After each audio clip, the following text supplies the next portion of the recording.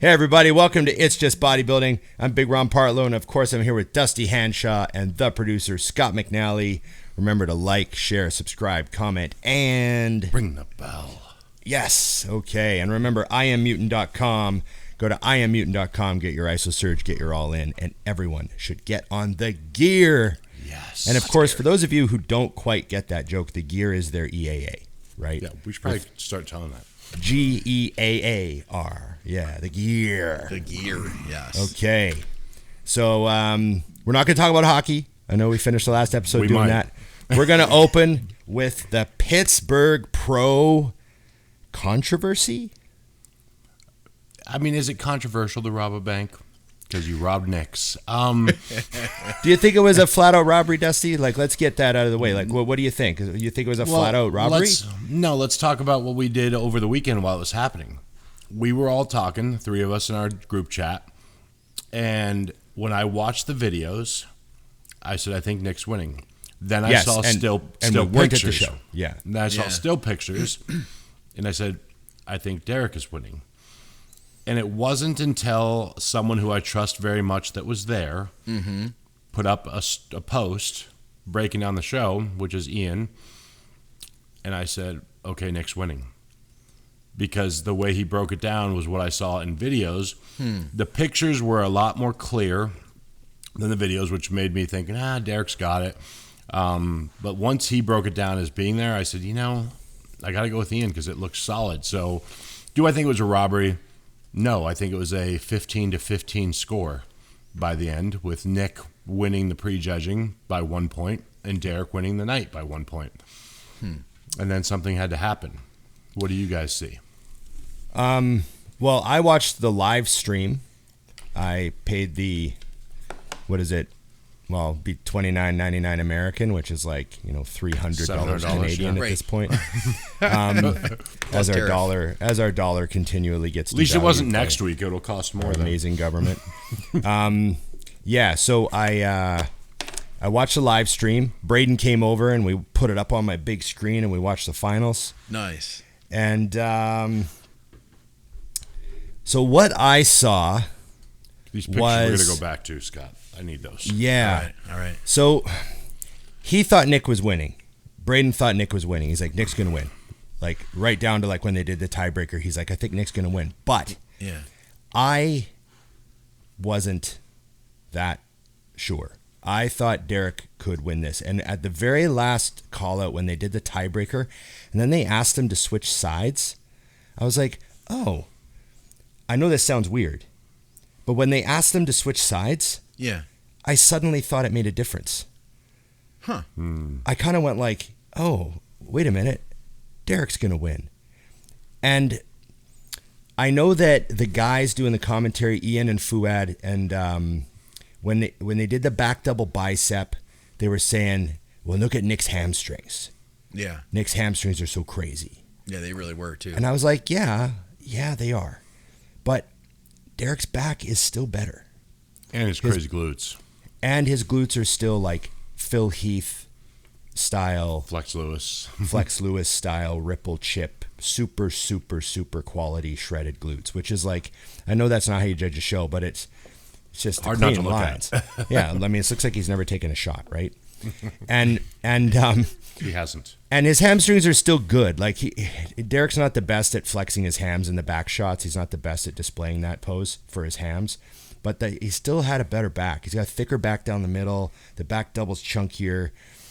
But then Nick's arms are crazier from the back. Yeah. Right? So like in a back double, the arms make a big difference. So it was so close. I would say that was fair enough.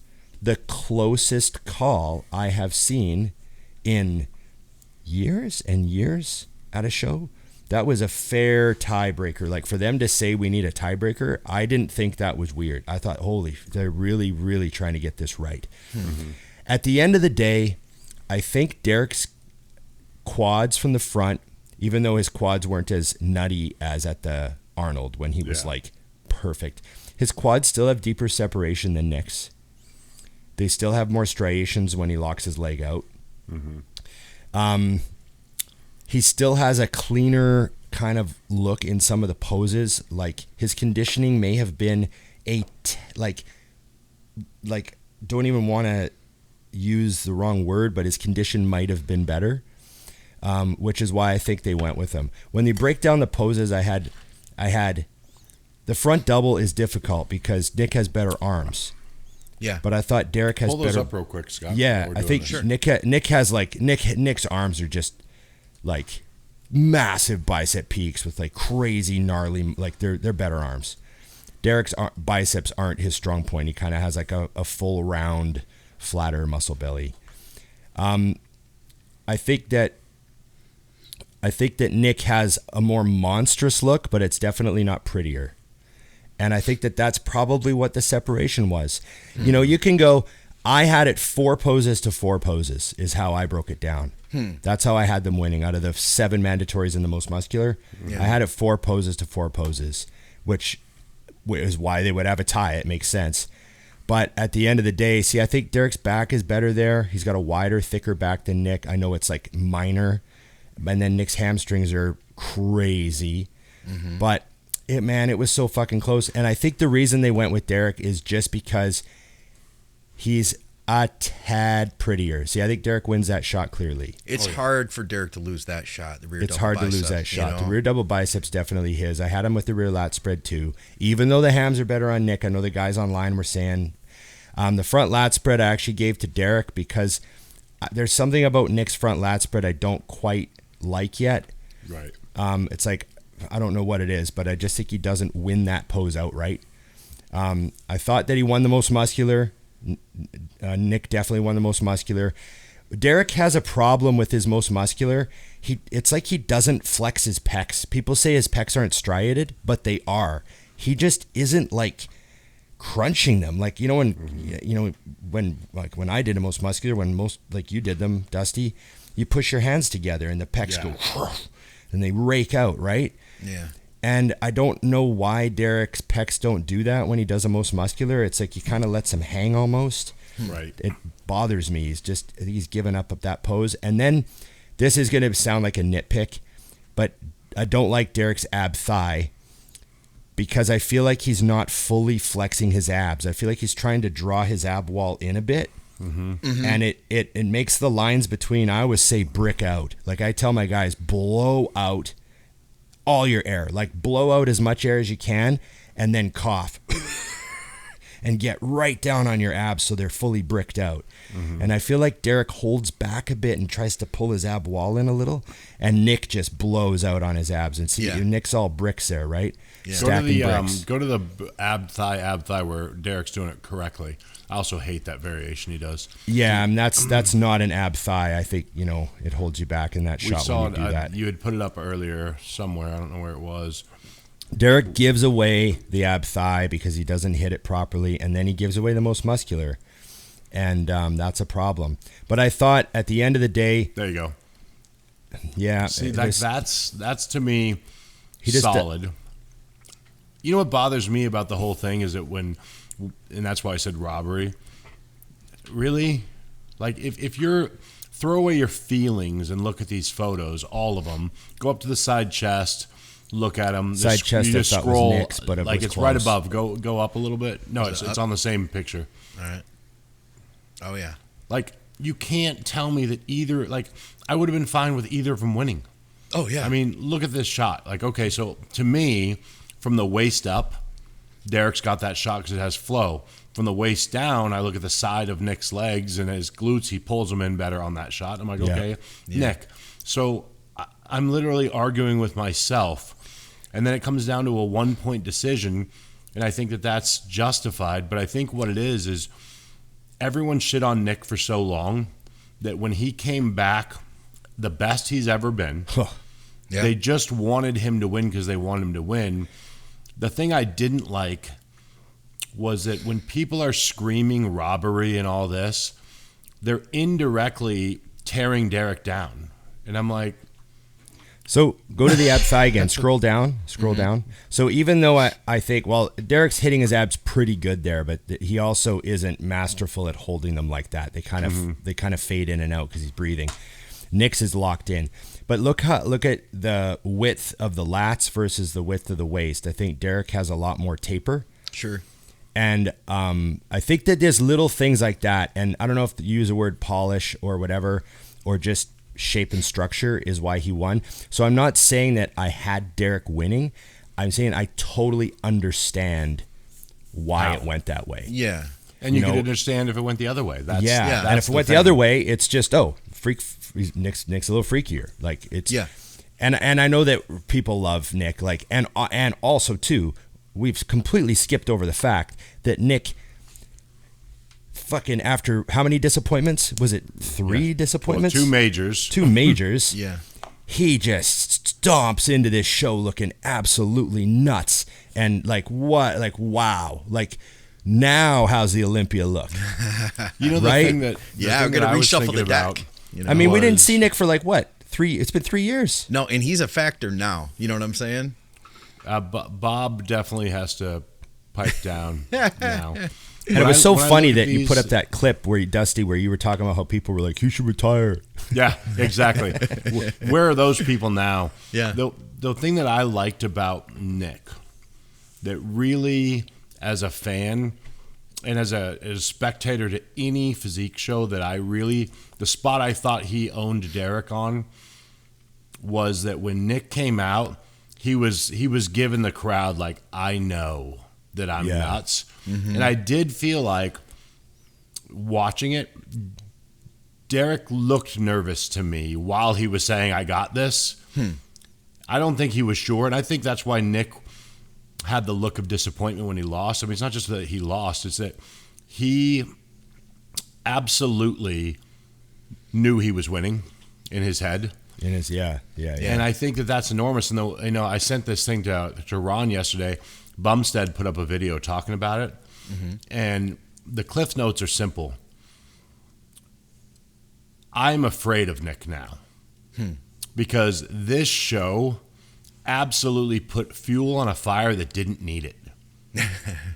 And when I'm coming to the Olympia, if you ask me if Nick can win the Olympia this year, the answer is yes. Yeah, suddenly. Like, and I will not be surprised if he does. Not one bit. I'm more confident in Nick winning the Olympia this year than I was 2 years ago when I thought he would win. So, my vote right now, seeing no one, is I think that Nick will very possibly win the Olympia. In the reverse, Derek won, and he knows it was by a hair. Right. Which as also a Canadian hockey player would say, it's a certain type of hair. Yeah, exactly. Rhymes with bunt. Anyways, but he, so that should fuel him as well. Yeah. And the craziest part is, Samson's got to be watching this going, oh, shit. Like, I got to deal with 2 of you now. So I hope and I think that we will see all 3 of them at their best, and it's going to be impossible. It's going to be nuts. I feel bad for the judges when they're looking, because it's going to be exactly what Ron just did. Well, when he hits the ab and thigh, I do notice that Derek's chest is a little fuller on the ab and thigh. I mean, they're going to have to like pick it apart so far. It's not just it's not just like state level judging. You know what I mean? First, like, guy walks on stage first. Like, oh yeah, that's as far from this as it could possibly be. All I know is, Jim, get our seats ready because we're going. Yeah. If you see me disappear during prejudging, I went to lunch. It's a long lunch. It was an awesome show. It was everything. Like, as a business person, the guys that promote the Pittsburgh Pro, which obviously it's a Mannion show, but they did a great job having the live stream. I mean, everything went really well. The live stream was super easy. Took 2 seconds to buy it. Everything went well. The expo went well. And then they wind up like, what more could you ask for at your show than to have that type of a finish, right? The year you put up the 100K and you try to like step up the show, and that happens, and you have step up the first show. Yeah. Oh, one more little quick correction for the kids out there is last week I said, hey, what did the prize money used to be for the Pittsburgh Pro? Because now it's $100,000. And I had all these people messaging me. They're like, there was no Pittsburgh Pro, you moron. Blah, blah, blah, blah, blah. That means and it was I'm like, oh, wait. There was a 1993 Pittsburgh Pro. There was a 1994 Pittsburgh Pro. There was a Pittsburgh Pro in the 90s. Milos did it every year. Did he? Like, yeah. So, like, I know that you weren't born yet, but there used to be a Pittsburgh Pro, and it was a Tier 3 show. Yeah. That's what I was referring to, the old days. But, you know, you'd have to think of more than just your lifetime to get that. But you have to laugh, Ron, because I put up a post about, because I have a few clients and one of our team people that's competing in the USAs or competing in these shows. Like, I'm doing nationals. I'm like, no, you're not. I saw that. So one. I put the post up and I said, nationals is in November. And then I got an immediate text, it's in December now. I'm like, it used to be in November. Yeah. So another one. It's the last pro qualifier in the U.S. And it's actually the name of the show. Yeah. It's the NPC Nationals. Yeah. The other one's called the USAs, and there's the North Americans. Yeah. And Chicago how about this? Nationals, South Carolina Nationals. Yeah. Exactly. So, and another thing that bothers me, and I don't mean to trip on like almost everyone who says this, but when I mean to. They say, oh, I'm doing the Van Pro. I'm like, no, you're not. You're doing the Van Pro qualifier. Yep. You're doing the Van Amateur. Yeah. The Van Pro is on the following day, and it's the pros. Yeah. You're not a pro. You're not doing the Van Pro. Yeah, that'd be like if I was doing the amateur show at the Chicago Pro. And I'm like, oh, yeah, guys, getting ready for Chicago Pro. Chicago Pro. I'm doing the Olympia. You're doing like the Illinois State. I'm doing the Olympia, but mine's on Wednesday. Yeah. See, like the Arnold people get it right because they say, oh, I'm doing the Arnold Amateur because they title the show properly. Yes. And because the Van Pro is actually called the Van Pro-Am. Yeah. So you're doing the Van Amateur. You're not doing the Van Pro. You got to have a pro card for that. You know, that's the one Ian Valera won in Vancouver a couple years ago, right? So that's my little thing. And I just try to remind people that, like, walk around saying you're doing the Van Pro. You're not. Yeah. I actually had a client, Jennifer, that I love. As soon as she won her show, I told her I wanted to do the Junior USAs. Yeah. And then the next day, she posted up, like, Nationals, here we come. So I immediately messaged her. I'm like, it's not a big deal to most people, but to me it is. Yeah. Here's what it's called. So when I put that post up, I literally messaged her before I hit post and said, the post that's about to go up, not about you. I mean, a little bit about you, but not really directed at you. Final influence, maybe. Not just you. Yeah. And she goes, oh, okay. Yeah. Yeah, Time we're going for to an need that a lot F-bomb today. Time for an F-bomb. Okay. Hey, I got to talk about somebody else, too. What about this guy? Check this guy out. Boom. Terrence Ruffin is not only back. Terrence Ruffin is the best he's ever been. Oh, yeah. He was perfect. He looked fantastic. Wasn't his a 1-point win also? Was it? Like theirs was a tie. I think he won by 1 point. Okay. I wasn't sure about how that went, but I went and looked at him. He looked awesome. Incredible, man. And the guy he pumped. beat, the guy that got second was really good. Oh, well, obviously it was 1 He point. he wasn't as pretty, obviously, like, you know, than Classic. There's like so many genetic factors for shape and structure. So he's going to give that up standing next to Ruffins. And the way Ruffins displays his physique to like his absolute strongest possible suit. Yeah. But the other, I can't remember the dude's name. Can you help me out, Scott? The guy who got second? Hold on. I'll pull it up in just a second after this Big video's dude. over. Yeah, really big upper body, Looked especially. awesome. Look at that Conditioning was control gnarly. that Terrence has in this video. Just it blows me away. That just before we got to him, I just wanted, as this video finishes, I want to say, man, like I feel like he had been waiting and waiting. He'd been gone for a few years. You know what I mean? Yeah, and I just feel like people forget so fast. There were I some think pictures Barry was here. down in the middle here. If you I think it's that guy Just right go in the straight middle, to this isn't guy. it? Yeah. Isn't that the second place dude? No. No. No. Hold on a minute. There was a video. Where's or, this guy? Side Where'd by side. that Hold on guy a second. place? Give me just a second here. There was a couple. Oh, right there. There we go. Is this a good picture? Well, maybe that is him. You're right. You're right. Yeah. That dude was great. He was gnarly condition. Really, really good Classic guy. Just not quite as pretty, right? You know, you're standing next to, like, in Classic, there's just that. It's hard to be that pretty and then have to say not quite as pretty. Yeah. Yeah. Look at that conditioning they Like both the had. hand. Tell me He's that like guy couldn't great. just get into the open if he chose to. Yeah, I don't know what his body weight was, but he doesn't look like he's underweight for his height. Look at the hams, dude. He has Like big, thick lats. We're talking about ounce Nick's of fat. hams. Look at these hams. Yeah, no kidding. There's not an ounce of fat on that guy's So body. Fouad, in the commentary, Fouad said he thought his conditioning was in person. He thought it was some of the craziest conditioning he'd ever seen in his entire life. Wow. Fouad's seen a show or two, for Yeah. those that don't know. Yeah. I mean, look at that. Oh, Absolutely by the way, beautiful. I want to note, for those of you that watch the live stream, Fouad and Dennis James are a great pair. They get along. They banter well. Dennis is a very easy guy to talk to. Fouad's a very easy guy to talk to. So that always goes well, right? Yeah. But they added Ian this year. And I don't know if that was the first time Ian's joined an IFBB live stream, because I don't always get the live stream, right? Yeah. But with Ian there, it was another level of way better.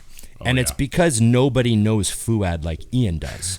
Right. So when you get Dennis and Fouad together, it's like, oh, hey, like maybe they haven't talked in a few months, right? Yeah. So it's like, oh, hey, and they get going. But when you throw Ian in, there's this instant flow where Ian can like hop in and there, it's like, you know, like if I was doing a show with Milos and then you added Dusty, I would be better because Dusty was there. Yeah. So it just makes the Fouad Ian dynamic, and then with it just was awesome. They were just great, nonstop, good commentary, very productive. I thought it was entertaining to listen to. That's what we need too out of, you know, just like commentary in general. We were talking about that after the show, I think it was last week, about hockey commentary and how that's changing. You know, all this stuff. This is what bodybuilding needs. Like, you want to make the sport more accessible. It's not like we say, you know what they used to do? They used to be like, well, in the evening they're going to come out and they're going to do their individual routines. Yeah. You know, Insulting no. the people who paid. They know It's like that. nobody doesn't know that. No one who paid $30 needs you to tell me that. Yeah. I have to do this because it's our usual breakdown of shows, and I have to go backwards one more time because there's no way in hell that we can't talk about Bonac and Martin. Yeah. After prejudging, Well, there was third and fourth. third and fourth, and I was like, That was tight. Bonac has a shot with Martin, and I still knew Martin was going to win. I wasn't sure. He blows my mind. He won't go away. Yeah, Bonac won't go away. Dude, he will not go away. So I thought the only reason, like, Martin had obviously added great size. Look at the sweep to his quad and his side Yeah. tricep. I mean, holy shit. So when Bonac and Martin were doing their final call out at night, I guess Bonac was ahead in the morning and then Martin pulled ahead of him at night. I guess that's what happened. They were saying that Martin was fading in the morning, which I didn't watch the live, so I don't know. But they said he was better when he came out, according to Ian, and faded a bit. Yeah. And obviously he tightened that up before the night. But man, like, number one, seeing Martin absolutely cement the fact that he is one of the guys, which we already knew, but you still need that other show. Yeah, he had that good Olympia, right? He had that Olympia where everyone's like, oh, but now it's like, oh, again, okay. Yeah, now you're expecting it this year's Olympia. Now you're beating Bonac. And then you're looking at Bonac and you're going, you passed guys that we had beating you easily. Yeah. Easily passed them. Like, unbelievable. So I had to bring both of those guys up for obvious reasons. Yeah. Plus, just I like both of them on a personal level, so that's awesome. I mean, look at the front double on Bonac in that shot. Like, oh, yeah. Krizo, how do you look like Krizo and we don't even mention you? Yeah. Yeah. What was the story on Krizo, Ron? What did you see watching the live stream? So Krizo just has a couple of structural challenges that make themselves apparent right off the bat. Okay. So you walk out and you stand in the front relaxed, and right off the bat he's got a structural issue with front relaxed. Yeah. So, and you know how that is. Like, it's just such a problem if you've got to overcome kind of, he's got real wide but high lats in the front relaxed. Mm-hmm. So it's kind of it's just an unusual look. And then his back needs to be bigger. Like, he's shredded to the bone. He's got all that gnarly muscle on him, but on the stage, his back needs to be bigger. His posing needs to improve. There's some things like that. But even having said that, he like plinkos to fifth. Yeah. You know, and in that lineup. In that lineup, and I mean, he is like, you know, he's a type of bodybuilder where anyone who sees him in person is just going to be, what the fuck is that? Yeah. You know, F-bomb. there's going to be F-bombs, you know? And, but you put him in that lineup against those seasoned guys. Like, those guys are masters at presenting their physique. I mean, you got Bonac in there, just like, that's what he's all about, right? And that's what happened when he was doing the last call out against Martin. I was like, well, Martin's got like, he's got like the more classic, and I don't mean classic in like a Bumstead way, but I mean a classic in like an old school. His side chest is like round and full, and it's got all this crazy flow to it. Yeah. And Bonac has a little bit of a different look to him. He's not structurally the best. Yeah. But the muscle quality is like that polished old boot. Like looks like They're more comfortable once they're broken. Yeah, it just looks like you look at him and you're like, oh, that guy's done 1,000,000 reps. That Right. muscle, and I know that's not actually what it is. I know people are going to say that's not scientific, but that's what the thought is that's like one of those masters guys that he hits the most muscular. You know those masters guys that come out at like the USAs and stuff, and they hit the most muscular, and you're like, God, what the just crazy gnarly, everything just ripping out of the bone, and Bonac has that nutso look to him, and that's even why he's more still, so today, you know. yeah, It's even like more so today. it's It's like weird. crazy to see him at his best ever. When I Yeah. felt like, man, I remember him beating Luke Sandow, and seeing him backstage, and just him being just so incredibly crazy then. And I feel like that was not an era ago, but like a half a era of bodybuilding ago. Yeah. You know what I mean? And Yep. he's even better today, which is mind blowing. Well, the thing Yeah. is too is he's got some issues from being older that have deteriorated, but he's overcome them with other areas he's improved, and then he just knows how to show it. Like you were saying, Ron, I consider Krizo like, you don't want to start a hockey game down two goals. And that's essentially what happens when you come out and do your front relaxed next to Derek. Yeah, You're like, well, now you're down 2 goals, and we haven't finished the quarter turns. yeah, And you got to make your way back up in the poses. You know what I mean? Yeah. So there's that. Also, Scott, if they're on there, there's no way we can't talk about Natalia. Oh yeah. And that was Manuel Munez. I had his name. Is that how you said it? Munez, I think. Or Sure. was it? Hold on We'll a second. say yes and get yelled at. It was, Manuel Munez. I guess you'd say it. But Jose You don't have to Manuel say it. Munez. That's what it is. All right. We don't have to say I it. wanted to get that right, Oh. although I butchered his name, so I probably we just throwing shouldn't up? have said anything What are else. we throwing I up? started hearing robots. Robots? You back? Robots putting up pictures. Yeah, Natalia came out, and I was like, well, that's over. I mean, bananas as always. I think she's better than ever. Yeah, she looked great. Look at the Look at the delts, shape dude. on her. I mean, Yeah, just insane. she's another one that knows how to hit her shots. Yeah. Look at the for her lats. physique. Look at the lats on her coming out of the waist, detailed through the glutes. Always Completely sliced out of her peeled head. mind. Listen, I like her look better than Sarah Vargas. Personally, Oh, I would pick her yes. all day for Olympia. I'm There's sorry, a- but I think Sarah is a structural train wreck. And it takes one to know one.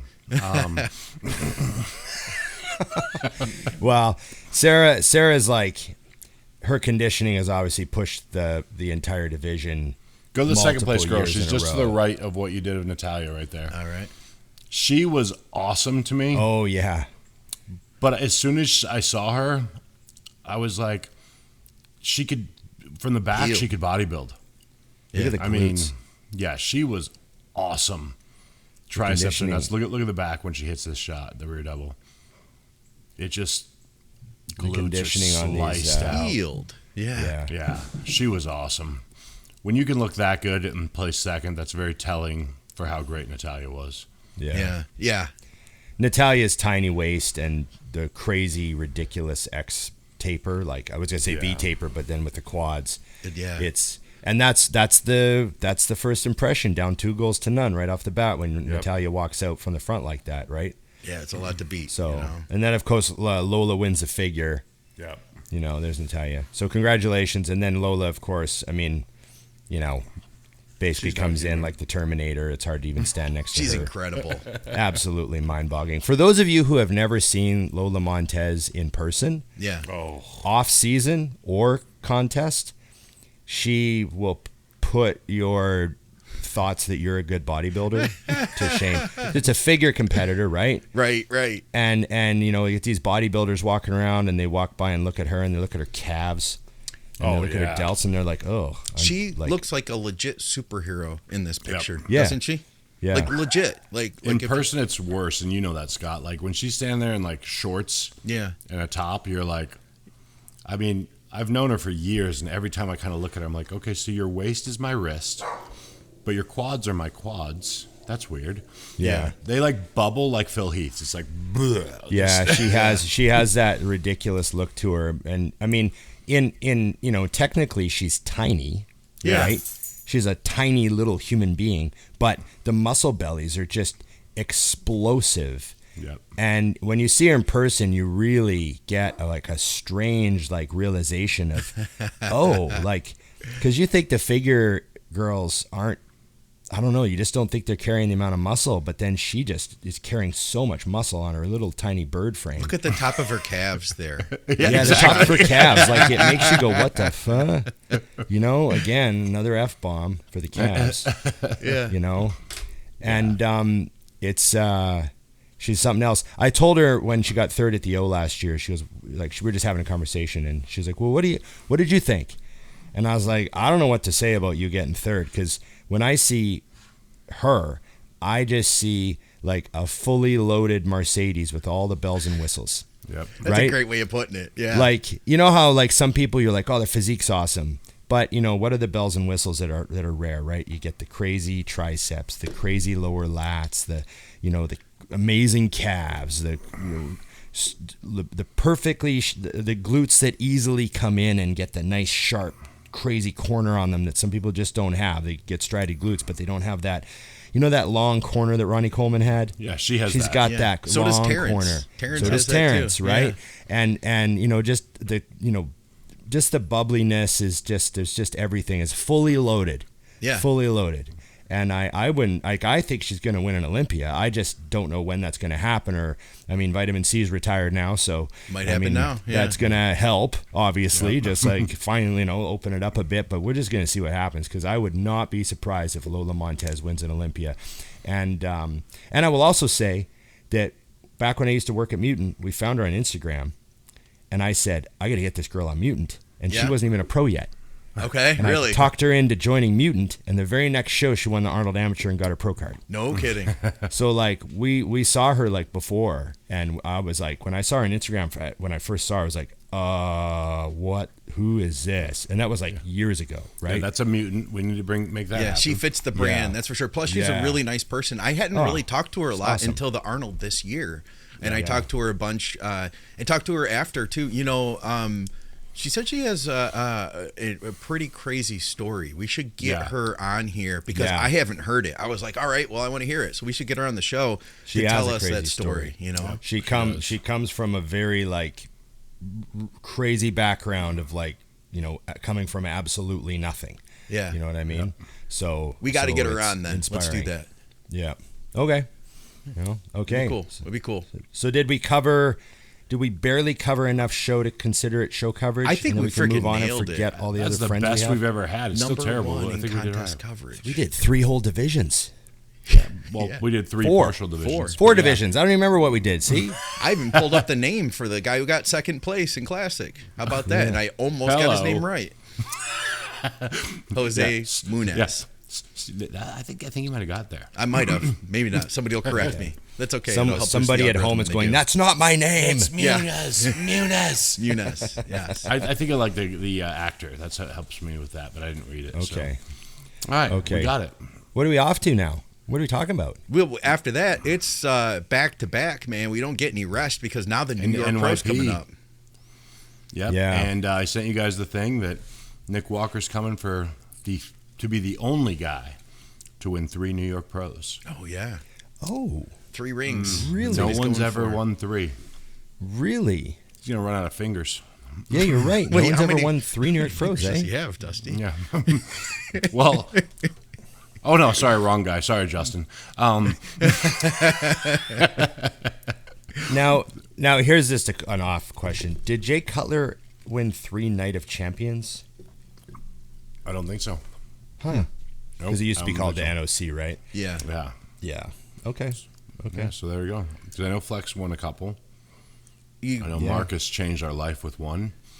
Is Martin coming? I assume Martin's dude. So that imagine this. There's been so much talk. Like we heard Dave Palumbo the other week say, I think Martin had it. That he thought that Martin had actually beat Nick a couple years back at the New York Pro, and people have been talking, well, Martin's getting better and this and that. Now we see Nick Walker. I almost feel like we're set up here for a really cool rematch if Martin is showing up to this show. You know what I mean? Both of them back at the same show. Let's do this again and see how the chips fall this time. Yeah. Right. I mean, I love Martin, but I think the gap is too wide. Because Nick would have to be off, which is not going to happen for him to lose to Martin in a week. I think that, like, Martin obviously making huge improvements but in the front double bicep, I just don't see how anyone at this show can stand next to Nick in the front double bicep. So that's like right off the bat, it's like, holy shit. It's gonna be It's tough. overwhelming shot. Yeah, it'd be really tough. Those But we'll see arms, what those happens, legs. man. There's 7 other poses. Yeah. Yeah. So- and Sass is going to be there, I think. So I believe so. Yeah. That's another. Man, Sass just has a way of picking shows with freaks rolling in Oh, on and him. by the way, we did try to find a competitor list, and We worked our face off. I guess for there's like no 20 minutes. official competitor list released yet. So ChatGPT couldn't find it, people. yeah, It ChatGPT doesn't can you help us exist. out? So I know this show comes out Wednesday, and you guys might be like, "It's right here. It's Yeah, right here." yeah. It's Monday. It was It's like Monday. It wasn't out yet. Right. That's a good Okay. point. It's a good point. Yeah. Yeah, I'm glad you pointed that out because there's definitely people that are These guys are reading so the stupid. reading the top of your shirt right there, Nick or Ron, and saying, "Fuck, these guys suck." Yeah. So that's yeah. I'm excited. I think it's going to be a great show. I think it'll do great things. And if there's ever a place for Nick Walker to always walk on stage to an eruption, it's New York. Yeah. One thing I have to say about Nick that I didn't say was he had just walking on stage, just being relaxed and walking around. I couldn't stop thinking, his delts are humongous. Like there's just his delts reminded me, and his width reminds me of Jay. Remember Yeah. how Jay's delts just had that ridiculous coat hanger width to them? Oh, yeah. And they were like, just he'd walk on stage sideways, and you'd be like, oh, his delts are huge. And then he'd turn to the front, and you're like, oh my God, Jay's so wide. Because Jay was always the widest guy in the lineup, and that's where Nick is now, just like standing, Yeah. Yeah. When he walked out, it actually reminded me of how Phil used to walk out. Like, he came out, and it was like I always feel like the guys, when they nail it, they come out almost like, you're welcome. Right. You're welcome. I'm going to let you see this, Yeah. Yeah. It was great to see. So I'm looking forward to that, and not looking past it. But, man, the Olympia, it's going to be a fun one. This is going to be wild, man. Hey, we got a bunch of listener questions, guys. I want to jump right in with this one. Megamass equipment. What are your feelings on it, Ron? I am not a gym owner, but listening to you guys talk about all the moving parts of different machine makes me a bit wary. So I never heard of this brand, and I messaged him, or I commented back. And I guess, Ron, this is They're out of Texas. They're out of Texas? Okay. They're out of Texas. I have yeah. a lot of feedback Okay. on this one. Okay. Well, Yeah, you guys so- take it then, because I hadn't So heard these guys. I don't own any Megamass stuff yet. So I talked to Justin Shire about this yesterday. Okay. Because Megamass kind of seems to do two things. They've got old school remakes that seem to be very good. So Justin Shire's black T-bar that he's using, the chest supported T-bar, Yeah. that's a Megamass T-bar, but it's a copy of an old Body Masters. Which we have. Oh, okay. Yeah, and I don't know if he's changed anything about it or made it better or anything, but Justin Shire said that he loves that T-bar, and it's his favorite chest supported T-bar ever. Okay. And it's a copy of an old Body Masters, so they've obviously done a great job at that. And then Justin Shire also has the Megamass copy of the old Flex Row, the Flex Leverage Row, and I believe Which we also have. it has a pin to separate unilateral from bilateral, but Oh, I no might kidding. be wrong. I know they did that on the press.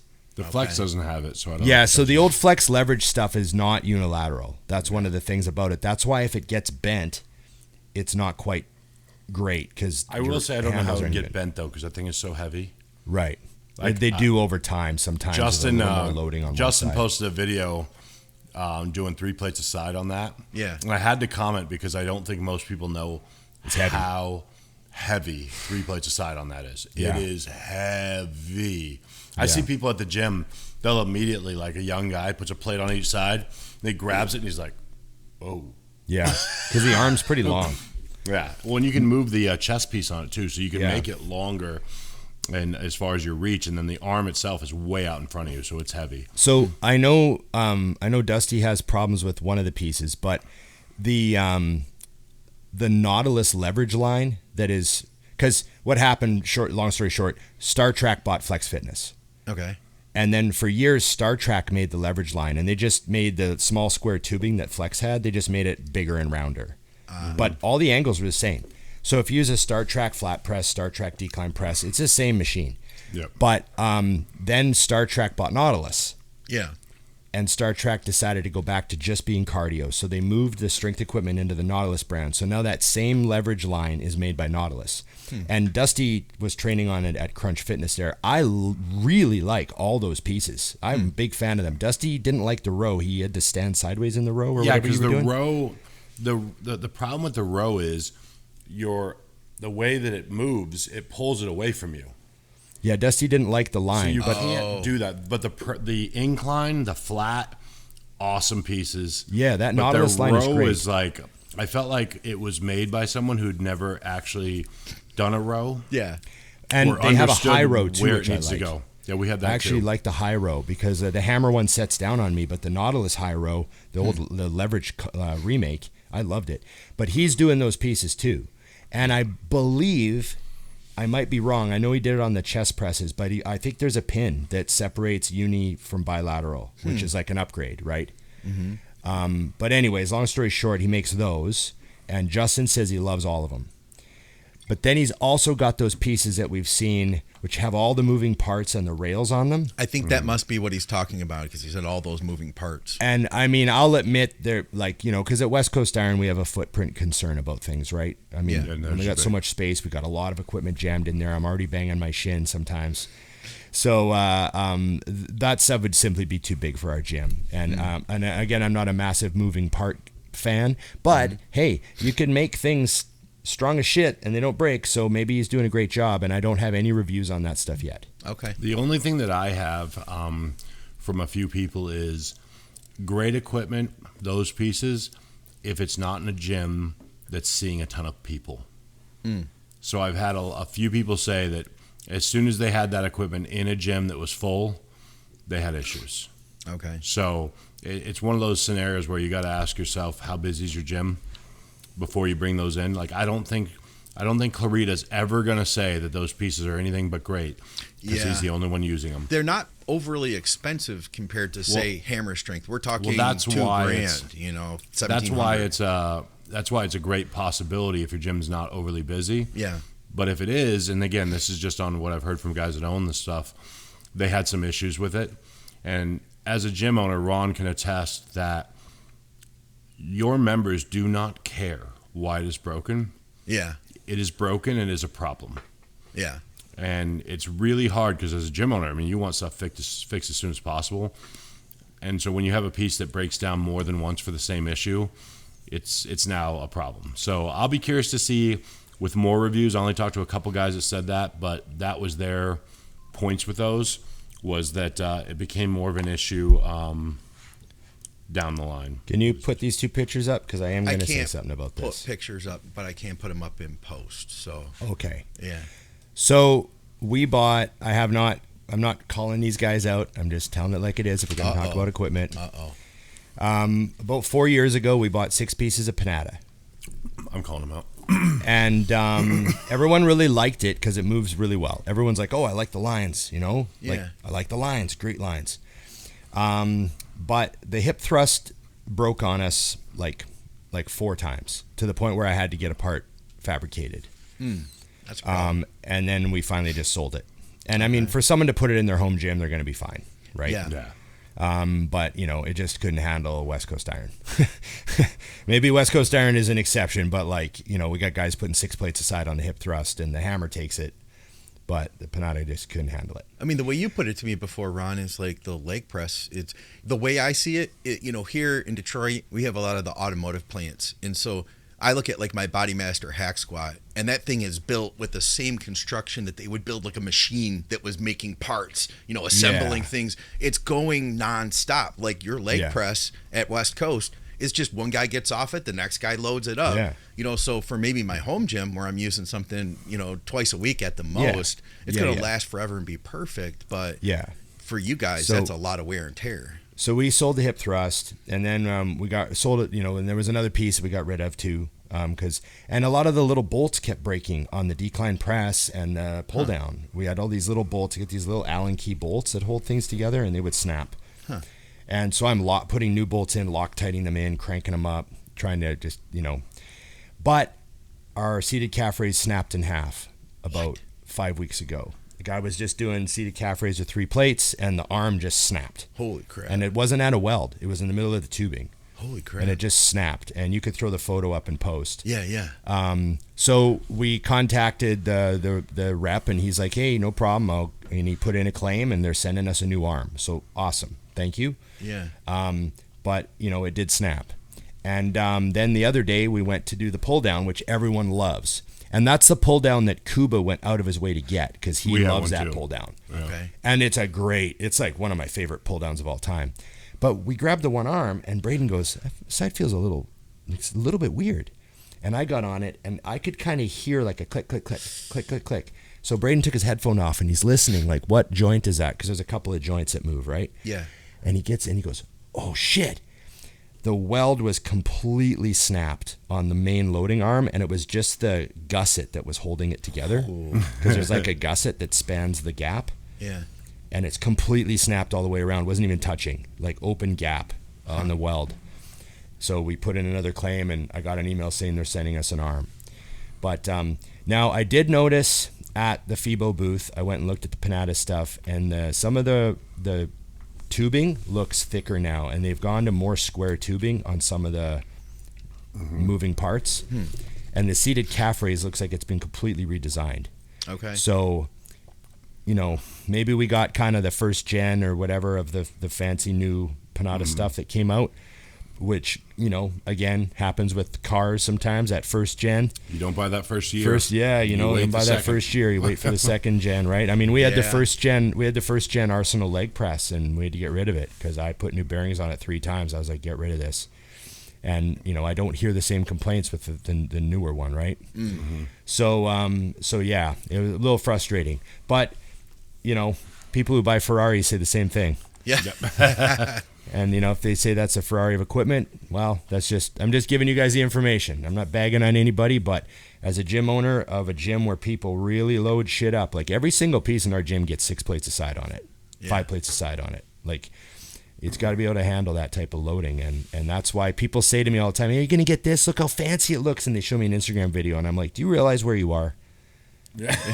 You're at West Coast Iron. Like, the reason we have an old Cybex leg press is because I don't want to have to fix it. You know, the reason we have this is because I don't want to have to fix it all the time. So there's a reason why we have the equipment we have. What else you got, Scott? Got a bunch of them, so we'll try to run through them quickly. Here's one for Dusty. Dusty's arm day routine during the end of his career. What was it when you were trying to grow your arms? Well, I haven't stopped trying to grow my arms. I know Dusty's rule for arms. Yes. So, I mean, I've been over this a lot, but for me, triceps were just move heavy weight. So, you know, heavy skull crushers, heavy close grip, heavy reverse grip. That was the jam. For biceps, I had to completely remove any and all ego because I found that every other muscle was helping.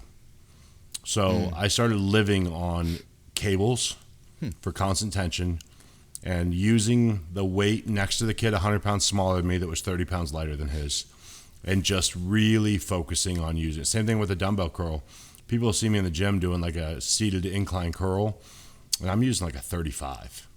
Okay. And just really keeping it in, because if not, my shoulders got into play. So if your biceps are giving you an issue, chances are you're not training your bicep. You're training your ego. You're moving weight. I really, that was the one thing as I got more mature in watching. I'm like, why did I spend so many years doing the same thing that wasn't working, expecting it to start to work? But it was because I looked at the rest of my physique and it was working. And it's like, cool, but it's not for that.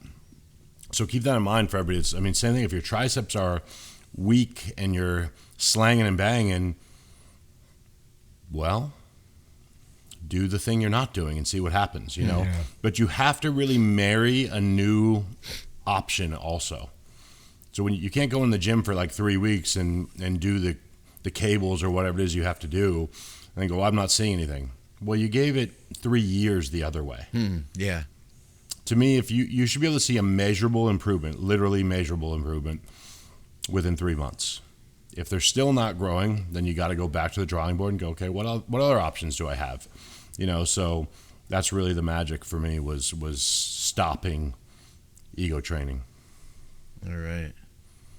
My triceps were their biggest when I could do dips with like 2 plates strapped around my waist and I weighed 320. Yep.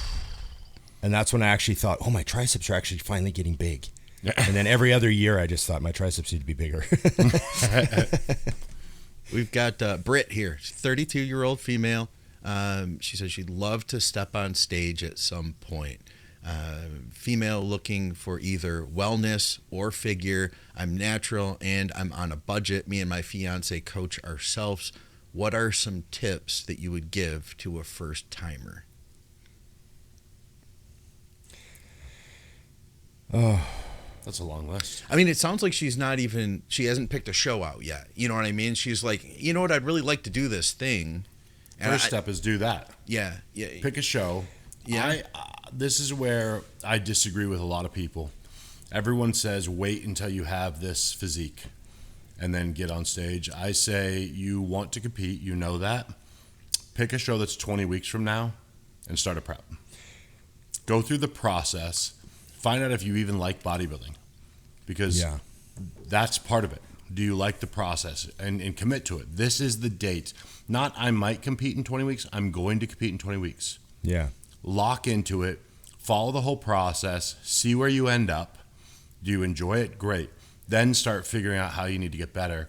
As far as which division, I feel like if you're wellness, you should know. Yeah. Like you're built a certain way. Go look at the pros, look at them. Do you look even a small version of that? If you do, great, run for it. If not, I'd probably lean you right into figure, and just run down that line, and then you'll find out if you enjoy the process. And for the record, people used to get ready for shows by themselves all the time. Yeah. You do not need a coach. This is 3 coaches on a on a podcast. You don't need it. It definitely is going to get rid of hurdles mistakes you're going to make, but it's not a necessity. Can I say something that's might be unpopular and might make someone mad at me? If you're on a tight budget, don't spend any money at all on hair and makeup. 0. Do it yourself. Yep. You know how to do your hair. You know how to do makeup. Do a little more makeup because you're under bright lights. 0. So when you do your budget for the show, hair and makeup, 0. Mm-hmm. 0. And then suit, get a used suit. Yeah. You can usually rent suits from other girls. Rent suit. Budget, $50. Yeah. Yep. I see girls all the time spend $300 on hair and makeup, and they're up at 4 a.m. to get it done because they've got an appointment, and then their suit costs them $500 or something, and they get like 6th place at their first show. It's like, what was all that for? Yeah. Like, I mean, I see the place for hair and makeup. Don't get me wrong. We're all excited for the Olympia coming up, but for these people on really tight budgets, like, man, goes back to my old advice for guys: Costco membership, bottle of test. Like, you ladies, a lot of you ladies are great at do your hair and makeup like you're like you're going to do some runway modeling or something. You know what you're doing. You've been doing makeup your whole life. Well, Just plus do they it. have, it's funny because Nikki Get a friend to do loves that stuff. Go on TikTok. Yeah. Oh, Watch yeah. makeup TikTok, tutorials. watch a video. Yeah. Learn how to do it. They can tell you what to get. And there's even those girls, the makeup girls that are sponsored and have all this shit. They'll tell you, this is the brand I'm using. This is the brand at Walgreens you can also use. It costs $2. Yeah. You can use that one as well. It's not magic. I agree 100%. But make it fun, you know. But I want people to get off the fence. The moment you want to compete, you should. Go through the process, because I've told the story before, but when I committed to doing my first show, the entire time I'm like, this is the dumbest thing I've ever done. I will, which is a lie, but anyways, I will never do this again, but I won't quit. And then I saw it all the way to the end, and then I realized the part that I thought that was dumb was my favorite part, and then I did it for the rest of my life. So, but I mean, you can't know if you like it until you grind all the way through. And then I realized the reason I didn't care is I don't care about the stage, but I loved the part that I hated was the challenge. It was the rewarding part. When it was over, I was like, oh, I missed that. When can I do it again? Yeah. You know, or on the other side, you got people that do a prep and they're like, this is not worth it. I'm like, cool, stop. Yeah. Yeah. You can be a non-competitor. It's still cool. You know, you can still bodybuild. You're still a bodybuilder. Yeah. I used to always hate that. Should you use steroids if you're not competing? What? Yeah. Do you want to be bigger? Go ahead. So I see where you're coming from, Dusty, and I feel like growing up, I was told to pick a show, and that was your show, and you did it. And honestly, I feel like now I tell people the opposite of that. That I'll tell people to do the get in shape first and then pick a show, because I do think it's, but I see where you're coming from. You're coming from the perspective of you're committed, you're going to do this. That's going to force you to then do the thing that you want to do. Well, you can always push it back if you're behind. Yeah, so you look and you go, okay, but if you don't ever pick a show, yeah, then you don't ever start. So I like that. I like it from that perspective. The part I don't like of picking the show is if you do. Like, I'll tell people even, I'm like, hey, this is the show we're doing, but don't pay for it yet. We don't need to pay for it at 30 weeks out. You know what I mean? Yeah. Where's the point where you'll have a late fine if you pay it any later? Let's know when that point is, and let's make sure that you pay before that. But if we end up doing it. Yeah, that way too, because you never know what's going to happen. You could, God forbid, get in a car wreck and break your ankle, and now you can't do cardio. I had that happen to a guy where like we were really dependent on his cardio at the time, and we're like 5 weeks out. He gets rear-ended, and he somehow broke his ankle when he got rear-ended, and now it's like big rear-ended. Oh yeah. So that was the was only. he sitting backwards? Foot was out the window. Supposed to drive with your feet, not your hands. Yeah. No, I totally agree with that, though. I mean, I actually always entered the show at the very end, even though I knew I was going to make it. I was so the opposite. I was like, first day that registration opened, paid there. First one in. Yeah, I always waited till the end, but it was for that reason of what if. I mean, at the time, I was also not smart enough to stop deadlifting 700 pounds 2 weeks out, so like shit happens. But yeah, I can also say that I, fortunately, never picked a show that I didn't do. Yeah, I never. But I did always never wait. Pulled out of a show. I did 24 shows, never pulled out of a show. But no, I think it's awesome. I actually really think that there's actually, funny enough, Aaron that used to be with us, I can't remember his name, out of Vegas, the one that lived in Japan before. Oh, Aaron the bodybuilder. Yeah. So he's doing his own preps. And he had a lot of people go, why don't you just hire a coach and be done with it?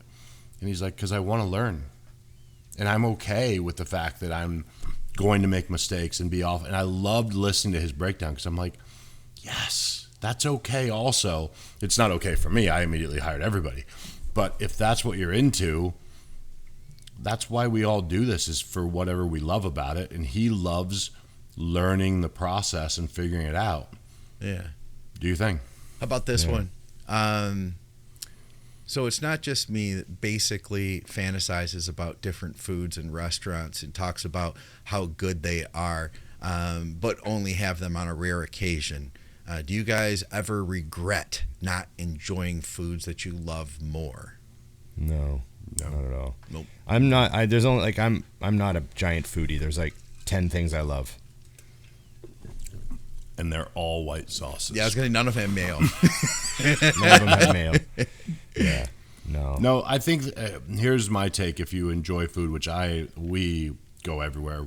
Ron knows that. Like, Yeah, Dusty's I'm way more of a always foodie than we are. going places, but I find even now, I do one cheat meal a week, and it makes sure that when I get it, I really enjoy it. And the times in my life when I was retired that I was just kind of like doing whatever I wanted and eating whatever I wanted, it was never that exciting because I had something like it yesterday. Like, I eat my little 4 meals a day every day, and then Saturday we go to dinner, and then we can go all out. Yeah. Plus, I'm cheap. You which and saves me a Nikki ton of money. and Nikki's boobs go for dinner. Yeah. They're part of her, so they always come. Which it's a backdrop to my food pictures. I know. I noticed. Or the food is the front drop to the boob. The foredrop. Yeah. Right. One of the two. I'm not Listen, sure. I'm here for hits. I know there's some hits involved, some shares and stuff involved. Dusty. I know. I play the there's- long game. Yeah. But no, so I don't at all, and it will make you choosy too. Like, I know what I'm eating in 2 weeks on Saturday because Right. it's already scheduled. See, Emily is probably the pickiest eater of anyone I know. She's horrendous. Horrendous. She There's eats like- egg whites in Vegas on a Saturday night after the Olympia. Yeah, she eats eggs and like veggies and a little bit of beef, Okay. and that's it. Yeah. Like she doesn't She never want likes my anything food else. pictures. She doesn't eat cheese. She doesn't eat any dairy whatsoever. She does not care about anything. Like, That sounds like Victoria. She does, doesn't but she also give has a food shit. allergies. I was gonna say, she's she would like, die, She's so like, it's I don't. different. She doesn't want to deal with the digestion issues, so she's like, yeah, she'll eat meat. all if we she go out to cares eat, about. and a vegetable. Do they have a green salad and a salmon fillet? Yeah. Okay, I can eat there. Yeah. That's Yeah. it. That's all she cares about. So we don't ever go to like rich like restaurants with like all crazy food and stuff. She doesn't give a shit. And then she doesn't want it either. Like, she doesn't care. She has no taste buds for it. She grew up in a family where her mom would make like brown rice and salmon and then gives carrot sticks for like treats. Oh wow, poor kid. Yeah, And it's like called, she abuse. never had breakfast cereal. There was never breakfast cereal in her house. Mm-hmm. Her mom was like, no, that's crap. Her mom agree was with like, that. we don't eat sugar. Can I go on a quick tirade? And then real she quick? met Ron, a She eats 300-pound her bodybuilder treat- eating McDonald's. Emily's treat is she keeps some 88% dark chocolate Yeah. in a container, and she'll break off a square once a night and be like, No, it's you so good. eat the whole bar within 5 minutes. That's I'm what like, no, happens you get if I milk get that. chocolate and Yeah. you eat like a 150-gram bar. All of it. Yeah, All of it. immediately. Yeah. That's Ron. You hit a soft note for me because I'm sure you guys have seen, but in the States, RFK is jamming on all these, dyes and all this stuff. And Oh, yeah. I have a bunch of friends who are like, yeah, that stuff's in my kid's cereal. I'm like, well, if you hate it so bad, don't buy it. Yeah. Yeah. If you That's a think it's point. so bad for them, don't buy it. Like, I'm not angry that cocaine is rampant in Scottsdale. I just don't use buy it. cocaine. Yeah. Yeah. And it drives me batshit. I'm like, you obviously don't care that much, or you wouldn't buy that shit for your kids. Yeah.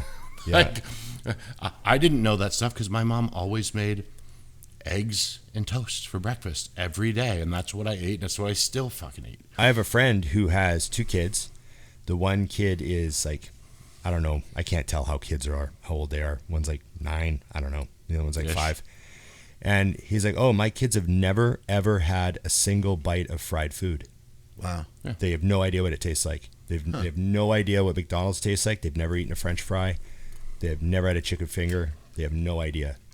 I had cousins in a cult, Completely alien to them. I had cousins And they in a eat cult. really healthy. and they ate really healthy too. They weren't even allowed to watch TV shows. So I remember like as a kid, I'd talk about like, oh, like we had our GI Joes, and they're like, the theme song to GI Joe, and they're like, huh? They're like, they never knew there was a TV show, but they never ate chocolate. They never ate anything. They grew up to be normal people, but they lived in. But they started not. Yeah. They lived in. They moved to Montana, and there was this. It was on MTV. This cult, and this lady, the Prophet something or another, they had these huge underground bunkers that were like the size of a football field, where like they thought that the end of the world was going to come and that they were going to go there for years and, you know, like repopulate the earth. And it was weird. I'd rather just die with the rest of them. Yeah, for the reason, for whatever reason, like, yeah, they were like, they didn't listen to music, they didn't watch TV, Was they there didn't like a eat bunch food. of creepy sex involved? Because if there's no creepy sex, It's it's not not a real an cult. interesting cult to me. Like, I was if really I'm sad. culting, if I'm gonna cult, they're gonna be like really crazy sex. Yeah, a lot of orgies, and there's got to be stockpile of weapons for me too. Lots of weapons. I have those Shooting and banging. I'm Shooting and banging. It's the only shooting. Shooting and banging. Yeah. I had a friend who was like his parents were like super Christian. Yeah. And I didn't really understand growing up. Like but I remember like we'd be over at his house after school one day and I'd be like, oh, Three's Company's on. He'd be like, oh, we can't watch Three's Company. Oh God, no. And I'm like, why not? It's like on at 5:00. Yeah. We're all here. The TV's right there. And they go, oh no, my parents won't let me watch Three's Company. If they hear the Three's Company theme song, they'll come and knock on our door. Like if they hear that theme song, they'll come running. And I was like, oh. And then like looking back now, I got it. Like later, I was like, oh, there was so much sexual innuendo with Three's Company, right? Because like Jack was pretending to be gay so that he could live with the two roommates and the whole thing, right? And his Christian parents were like, no Three's Company. But I watched as a kid too. I didn't get any of that either. You know what I mean? Oh, It was just because like I got it. I just didn't give a shit. I was like, I he was was pretending to be gay. I guess it Like- was when I was real young. You know what I mean? I didn't get it. I was like, I'm a little older than you, Scott. not much, but not much. Just there. Yeah, great show, by the way. Yeah. Okay. I got one more for you guys. And to preface this, Ron, does Emily ever watch the show? No. No? Okay. Perfect. Here we go. Okay. No. No, good. Emily No. has No. probably seen 1 minute of this show. Okay. When she Yeah. heard I was on, she wasn't interested. Well, that might not work as well because Victoria will watch the show. I know Nikki will watch the show. And here was the question.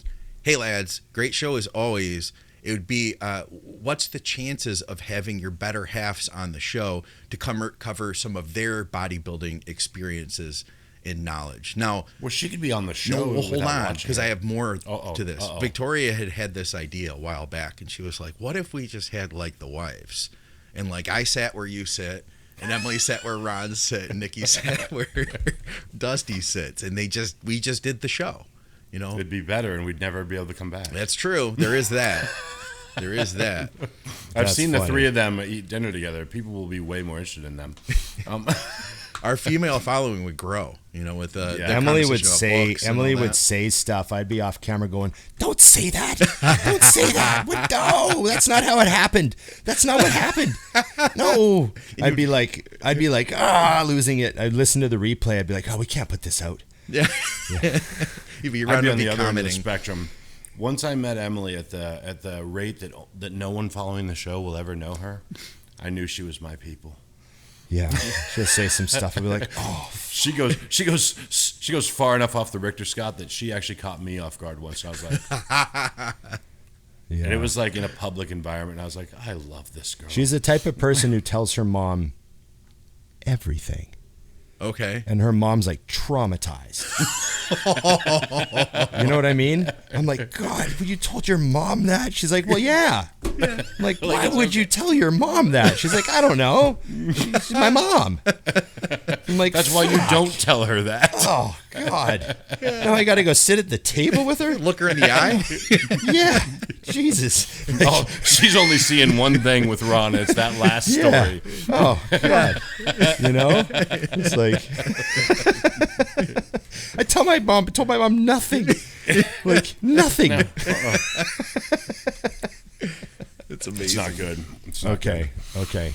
So I had one. Are we doing one more question? Yeah, You we're got- going to do yeah, your last one. yeah. So I just had an interesting idea, and it's just because I was having a conversation with someone the other day, and I said something that I thought, and they were like, "Oh, that'd be very unpopular opinion," and I was like, "Oh yeah, I guess it would be." Is there anything? Is there an opinion you guys hold about something? Let's say non-political, Okay. just to like clear that, so it's fun. Yeah. Non-political opinion that you guys hold that you think will be very unpopular with some viewers. Mustard should be illegal. Ooh. It's disgusting. Okay. Not as decisive as I was aiming for, Dusty. But Sorry, it's all I got. yeah, I've got one. yeah. Everybody should go back to all this like working from home remote stuff needs to end. Everybody needs to go back to work. That's my thought. You want to know why? Because I liked before the pandemic because there was nobody on the roads when I went out. I could go to the grocery store in the middle of the day. There's nobody there. I go to the bank. There's nobody there. Now everybody's everywhere. So everybody's got to go back to work. I'm amazed. I go to the gym. I used to go to the gym at 2 p.m. Drop by. Yeah. And there'd be like old 10 people training. And they're all like old, right? Yep. We're all are like shift workers or something like that. Guys that work in the bar. Oh, you yeah, know? yeah. A couple bouncers in there training. A couple, cops off shift. Yeah. Now I go to the gym at 2 and I'm like, don't any of you people have jobs? There's like 50 people in here. Yeah. I mean, I love seeing the gym busy, but like they're working remotely. They may work. And then I realize, oh, no one actually goes to work anymore. Yeah. No. Yeah, that's funny. That's a very valid one, Scott. I like that. Yeah, because I enjoyed that. I had a solid 6-year run of full-time coaching. Cruising wherever I wanted to go. Parking right out front of every store. Yeah, You use a parking You got space. You just parked in the front. You got the Gotta go first drop spot. dry cleaning off. You pull up right in front of the store. Yep. Just Yeah. walk in. It's fine. No one's Nobody in there. the road. No traffic. No. You can see your car from the window as you're talking to the guy. Yep. Okay. Yep. Then by 4 Yeah. o'clock, I'd make sure I was home because then Yeah. everybody, all those other suckers, got Now out of it's work. time for the peasants. Yeah, to go. exactly. Peasants have to do their stuff. Yeah. Yeah. Yeah, yeah. That's Yeah. fantastic. Yeah, guys all yeah. have to There's go like back a to little work. bit of a feeling of superiority because you work from home and they have to go to the office. So you're like, I need some separation here. Yeah, I get it. Well, Ron, what was yours? Well, mine was, and this is rooted in experience with, and mine's not as funny. Mine's less funny. But this is rooted in experience with people that I've known and unfortunate situations that have occurred.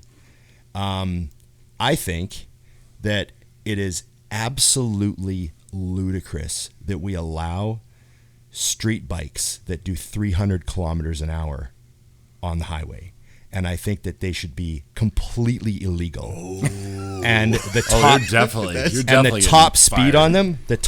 on them, should be like 140 kilometers an hour. Wait, max. What's that in miles per Yeah, hour? what is that in actual It's speed? like 90 miles an hour. Come Oh, on. that's a crime. I think if you want to ride one of those bikes, take it to the track. Because I just passed, and I will cement this in, I just passed another dead guy on the road the other day on a crotch rocket. Ambulance, fire trucks, cops lining the highway. Body bag, smashed up, bike ripped in half. Truck with a big dent in the side of it. I don't know whose fault it was, but I have known so many people that have died on those rockets. Yeah. And the guys, friends of mine that ride Harleys, I don't know. It's just because they cruise. They don't.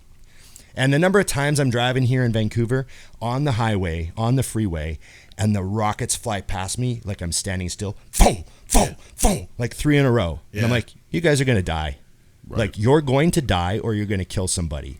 And it infuriates me. And I know there's guys listening to this show that are bubbling right now. Like, oh, I have a Suzuki 1100 and I do 300 if I want. I know. I'm with them. I feel you should. I don't. Okay. I'm a freedom guy. I don't think we but should have to wear seatbelts either. But the motorcycle thing, you also do put other people at risk if you're driving erratically in traffic. There is that. What happens is people see them coming and they think they're doing the speed limit, so they pull out. And they're doing 200 kilometers an hour, and they T-bone them. That and now we got happened a to dead guy on a bike, happened to and a maybe a kid. dead person in a car. Literally in front of my high school on the way, like the buses were stopping at the high school, and he bam, and that was it. And it was So one of those situations. at least have some kind of mitigation. So in Australia, I don't know the exact numbers, so the Australian guys can correct me, but my point is the general point. When you first buy a motorcycle, you have to buy like a really low CC bike, and you have to put a certain number of kilometers on it. Okay. Right. Before you can, or you have to ride it for a certain amount of time. I can't remember. I think it's a number of kilometers. I'm all for that training. And you have to it's like low CC. I think it's like a 250.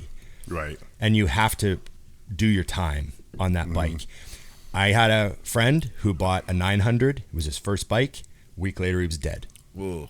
And I know another guy that I used to bounce with. Let's careful with the D word and the. Oh yeah, and yeah, all yeah. of that. Yeah. Okay. Well, I knew another guy that bought a street bike, and a week later he was paralyzed. Oh.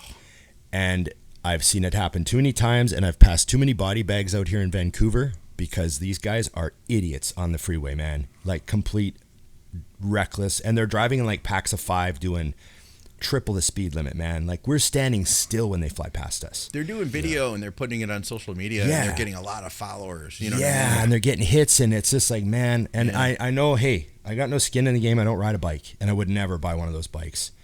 But I just go like, the speed limit's 100 kilometers an hour on the freeway. So why does the bike do 300 kilometers an hour? That seems a little funny to me. Like.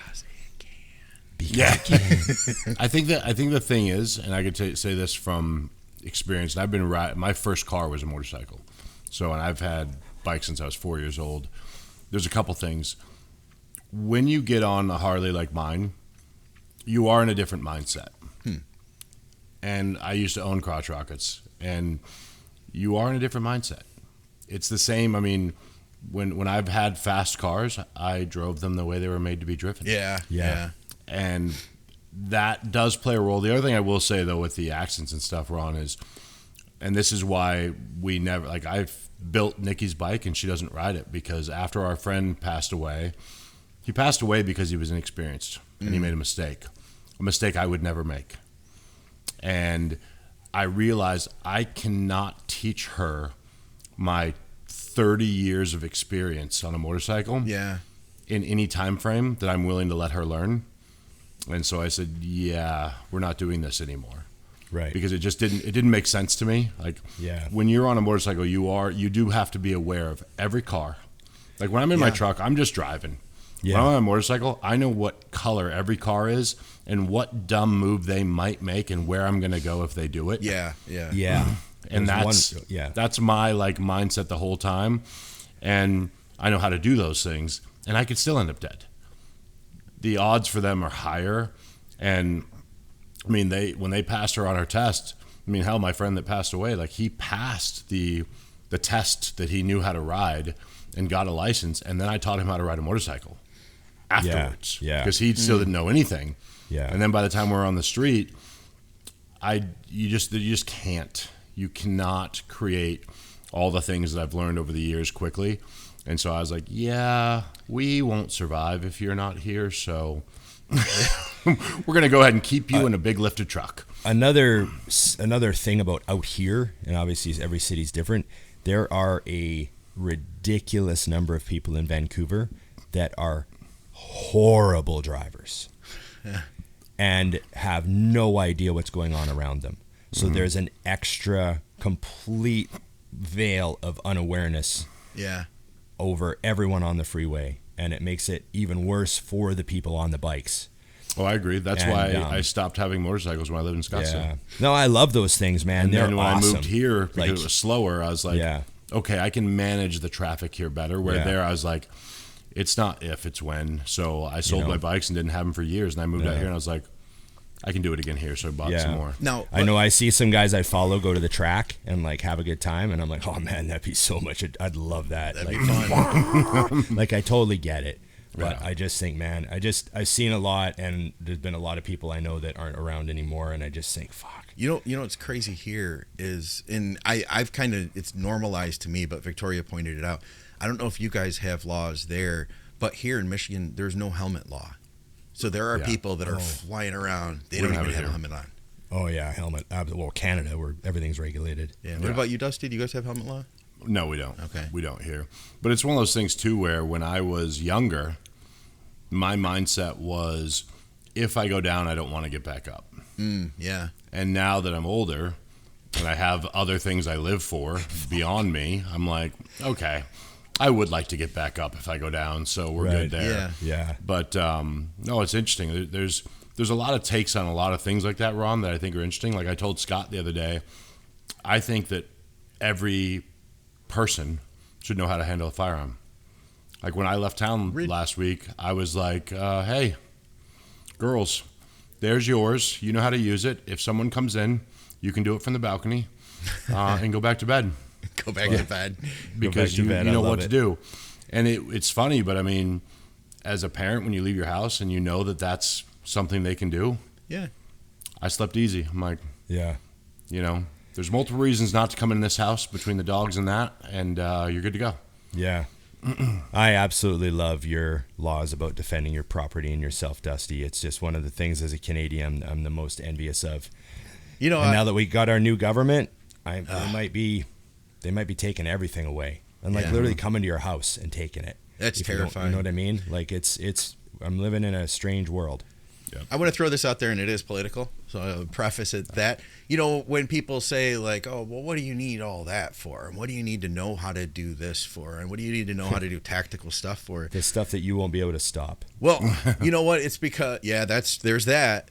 And, you know what? I think that here in the U.S., we'll probably never in my lifetime need to know the stuff that I've been learning. But the important thing is that I do, and that we can continue doing it.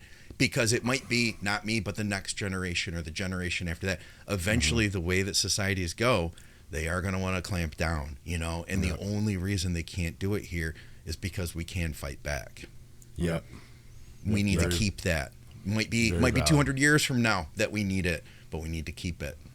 I was telling Ron Scott, I was at the, I think I was talking to Ron, somebody, and they were asking, like, how common is it where you live in the South? And I was in the cigar lounge. I said, well, there's 30 people in here, and I would guesstimate that 25 are armed. Yeah. And they're like, really? And I said, and shit doesn't happen here. Yeah. Yeah. There was I got to send you to you, Dusty. There was a post from Colin Noir. He posted that there was a robbery of a gas station, and everybody in the store, like all 4 people in the store, shot the guy. Handled. Yeah. Moving on. People are going to do a lot. You're going to think twice going into a place if you knew everybody could take you out. You know, if you're going to fight back. Yeah, it's classic. I love that one video of that diner that's getting robbed. And the guy's going down with the bag, and he's taking everybody's shit. And then he kind of does this, waves it around a bit, and the old man just pops him. Yep, that's good. From seated position, just pop, pop, pop. Yeah. And while he's kind of, you know, when he's moving, waving his gun around, talking, yelling, everyone give me your, and he just pop, pop, pop, pop, drops him. Yeah. And everyone just stays seated. Like, I love that. Then you finish your dinner. Yeah, you finish your dinner. It's been handled. I know. I just have absolutely no problem with that. No. And I live in a country where, like, there's a crazy story just a few days ago. This guy got arrested for trying to steal a car with someone in it. It's like attempted carjacking. Yeah. But arrested. Released later that day on bail. Yeah. Later that day, gets arrested for assaulting a woman.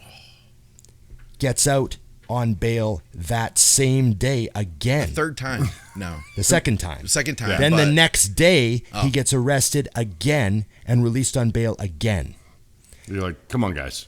Yeah. And it's our justice system, like the judges have their hands tied because there's just so much nonsense written into our criminal code about, like, well, you know, these people have mental health issues, and this is you know, That's drugs and more reason mental to keep health them issue. incarcerated. Yeah, just I don't know what's going on in Canada, man, but these people are not spending a single night in jail. Yeah. And they're just getting re-released to re-offend. They said there's a handful of people in Vancouver that were responsible for 6,000 arrests last year. And they can't keep that handful of people just locked in a cage for the rest of time? I don't understand. Like, you want to talk about for the benefit of society? Yeah. So we Just- can remove 6,000 issues. It's like 11 people. They're responsible for like 6,000 stupid arrests. You know, shoplifting and vandalizing and fucking this and that and blah, blah, blah, blah, on and on and on nonstop. How's it got the manpower and the cops and the paperwork? Like, so we have problems up here, real problems. But we elected the same government. Doing it again. Blows me away.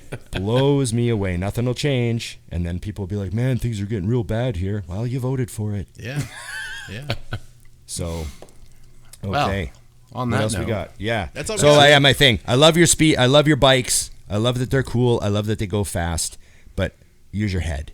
Okay. Agreed. Use your head. Don't do 250 kilometers an hour on the freeway.